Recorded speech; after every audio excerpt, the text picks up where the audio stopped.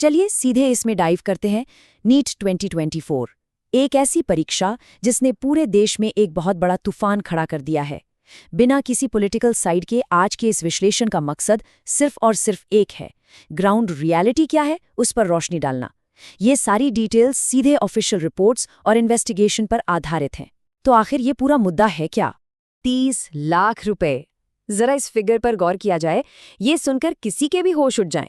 Investigation reports के मुताबिक ये वो अमाउंट है जिस पर नीट 2024 का पेपर एलिजिडली बेचा गया था। जब किसी एग्जाम के एक पेपर का प्राइस टैग 30 लाख रुपए सेट हो तो समझ लीजिए ये कोई छोटी मोटी चीटिंग नहीं है। ये क्लियर दिखाता है कि इस अवैध गतिविधि के पीछे लालच और फाइनेंशियल स्टेक्स किस एक्सट्रीम लेवल पर थे। Absolutely mind boggling. तो आखिर इनका मोडिस ऑपरेंडी था क्या? सीबीआई की फाइंडिंग्स बताती हैं कि मुख्य खेल 4 मई की रात पटना शहर में खेला गया। तरीका एकदम सटीक था। एग्जाम शुरू होने से पहले ही पेपर प्रोवाइड करा दिया गया।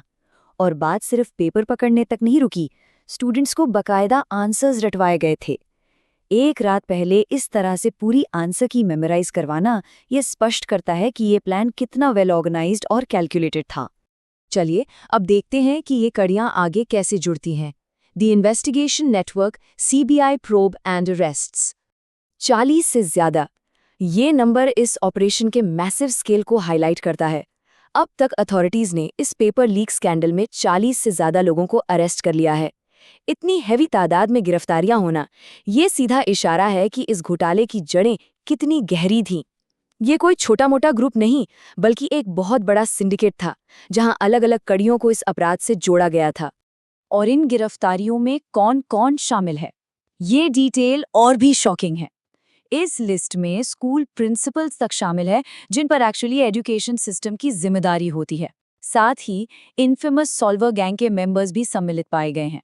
तो यहाँ सबसे अहम बात ये है कि इतना बड़ा नेटवर्क टूटने के बावजूद जो मास्टरमाइंड है संजीव मुखिया, वो अभी तक एब्सकॉन्डिंग है, यानी फरार है। मुखिया आरोपी का अभी तक ना पकड़ा जाना सच में एक बहुत बड़ी चुनौती बनी हुई है। अब आते हैं इस विश्लेषण के सबसे हाईली एंटिसिपेटेड हिस्से पर, the judicial stance, supreme court verdict.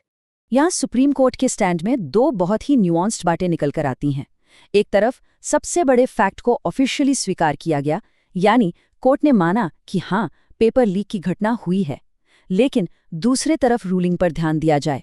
फैसला आया कि देश भर में रीनीट नहीं कराई जाएगी। फैसले में स्पष्ट किया गया कि इस लीक का असर बहुत लिमिटेड था और पूरे एग्जाम की ओवरऑल इंटेग्रिटी कॉम्प्रोमाइज नहीं हुई है। इसीलिए नेशनल रीटेस्ट को कंप्लीटली डिनाई कर दिया गया। लेकिन यहाँ ध्यान देने वाली बात यह है कि मामला सुप्रीम कोर्ट के आखिरी फैसले के साथ पूरी तरह से खत्म नहीं हुआ है। एग्जाम पर भले ही रूलिंग आ चुकी हो, पर स्टेटस ये है कि सीबीआई की आपराधिक जांच अभी भी निरंतर जारी है। क्रिमिनल प्रोब अभी भी एक्टिव है और उस फरार मास्टरमाइंड की खोज बहुत तेजी से चल रही है।